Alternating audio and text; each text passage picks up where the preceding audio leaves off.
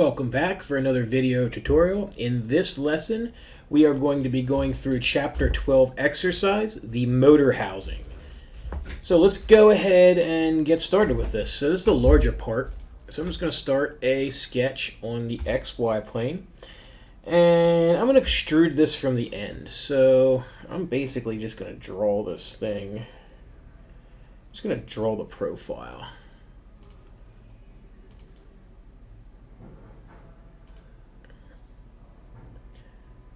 Or at least the rough profile anyway.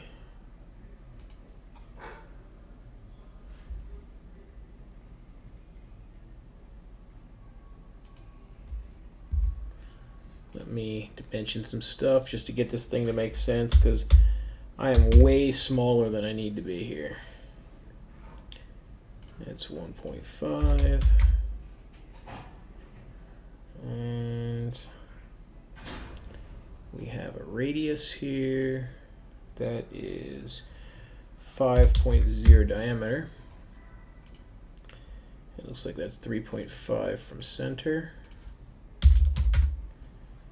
And we also need to make the center point of this line coincident to there. That looks good. And we're going to make this line tangent to there.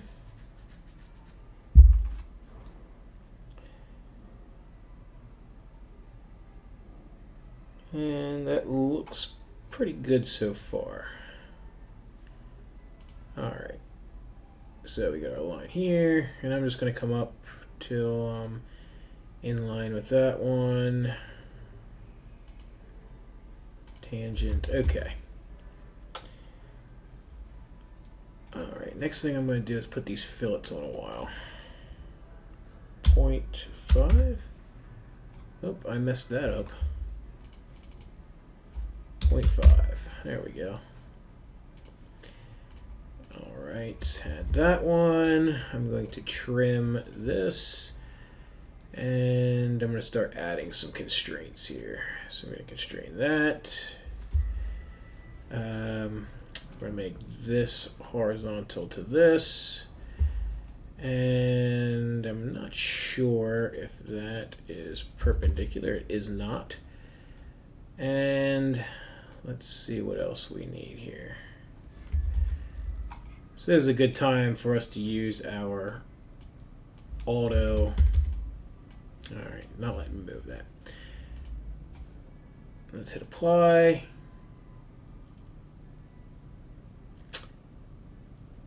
Ah, I see.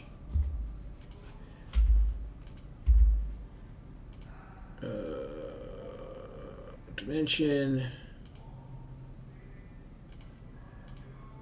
Check. I think maybe I'm missing a tangency here. Nope.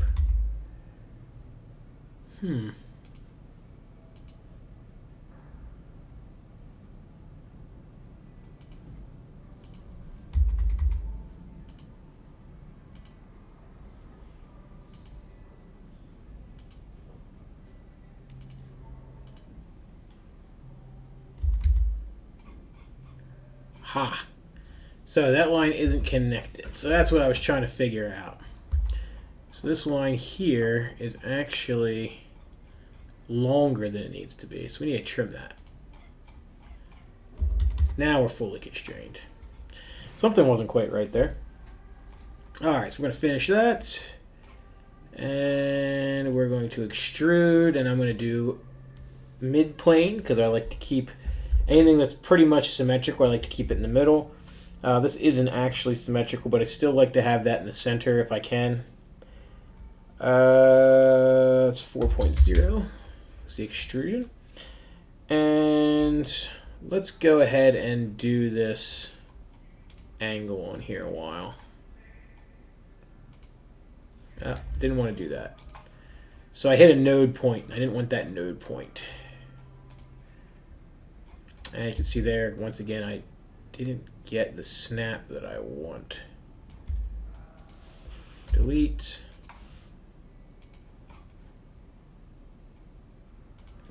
Alright, that's better.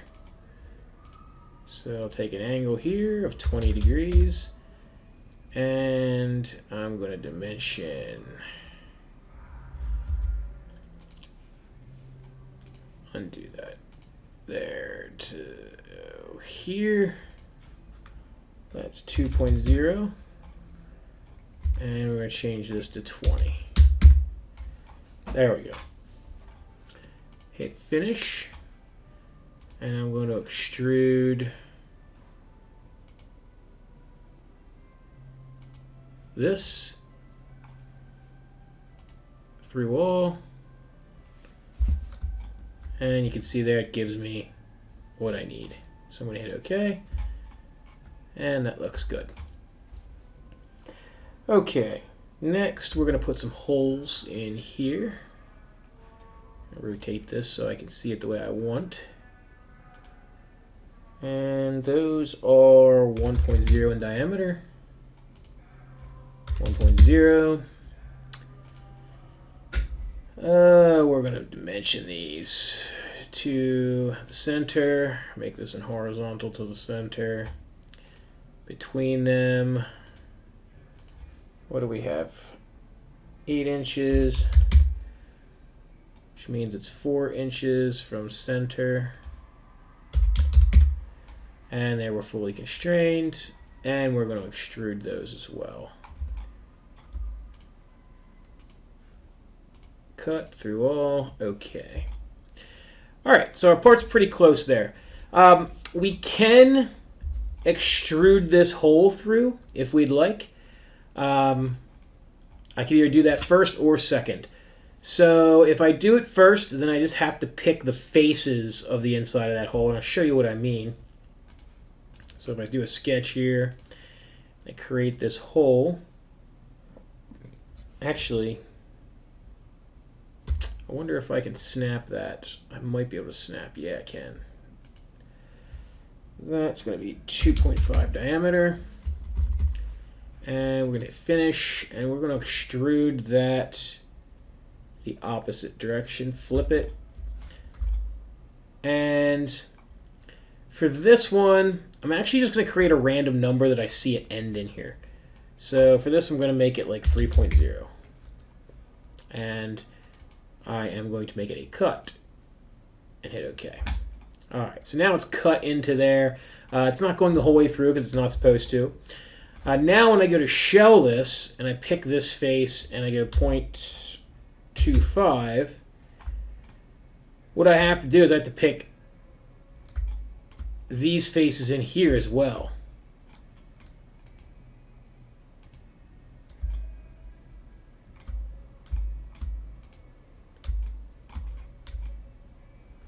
I think, oh, I accidentally clicked this one. Let me cancel that. Let me go back in again.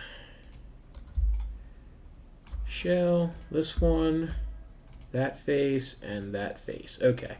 Hit OK. And there I get my proper shell.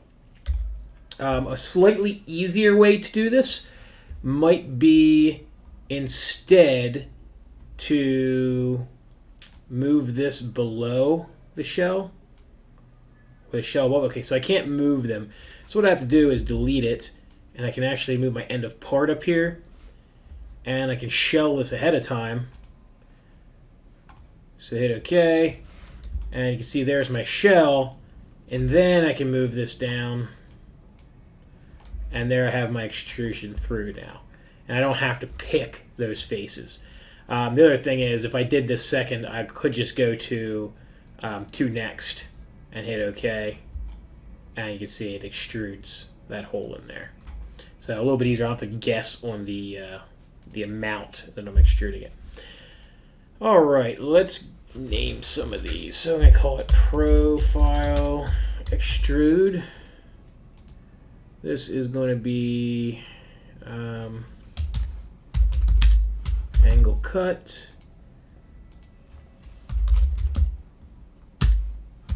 Hole Cut. 0.125. Oh, nope, actually 0.25. Shell. And 2.5 hole. Okay, and there is our finished part. I don't believe it has us apply a... No, it doesn't have us apply any kind of material. So we are finished with the model. Now what we need to do is we need to create a print for this. So I'm going to save this. I'm going to File, Save As, and this is exercise 12. So I'm just going to pick on one of these exercises and alter it. 12, exercise 1. And this is motor housing, right? Motor housing. Oh, cap lock's on.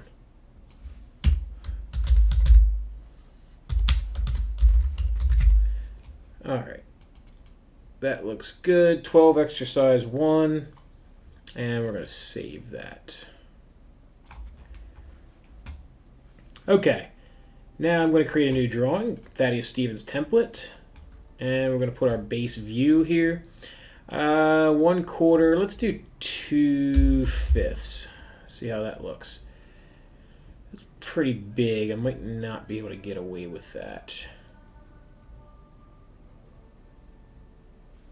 Yeah, let's go back to 1/4. I think that's probably for the best. Alright, hit OK. I always like these to be shaded, so I shade mine.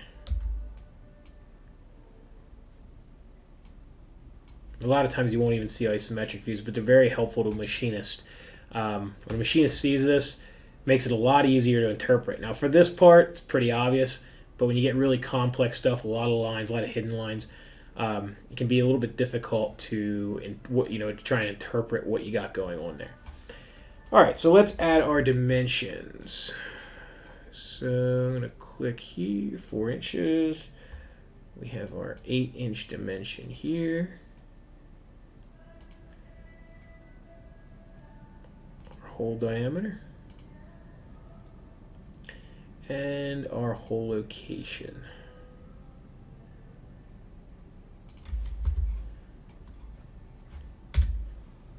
Alright, so we've got a dimension here of 2.5 and a radius of 2.5. Our distance from the edge.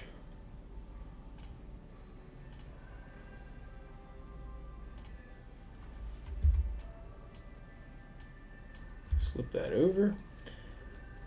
I can move this in a little bit. The bottom edge. And here, 0.5. We need our 2 inches right there, and our 20 degrees.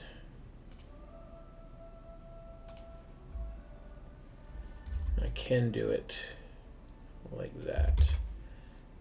Sometimes I like it to actually be below. There we go. So that looks nice, everything there. The only thing I need yet is a note. So just make a note of 1 period. Actually, I can actually add bulleted points, numbers here. And I could say wall thickness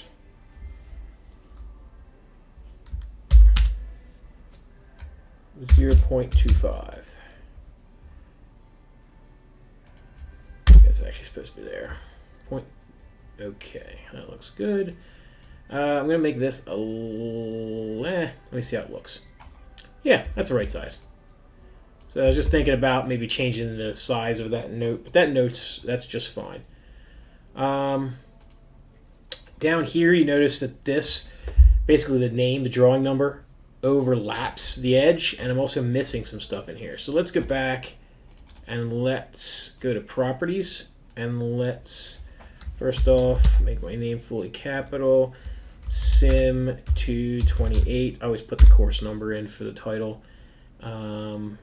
Physical. We don't actually have a material, but let's just say it's ductile iron. Apply, close.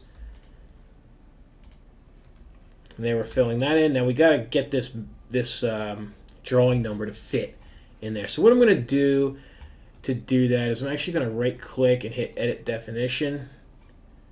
And I'm just going to double click on the part number. I'm going to highlight this and I'm going to reduce that to 0.1. Okay.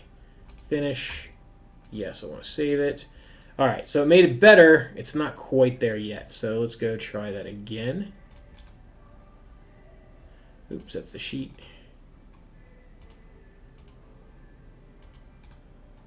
Edit definition. Double click on that. Let's go 0.08. See how that does. Yes. There we go. Now it fits. All right, so everything looks good there, and I would call that complete. So that's all there is to it. If, of course, as always, if you have questions, you can see me during my office hours, or, of course, you can see me during class.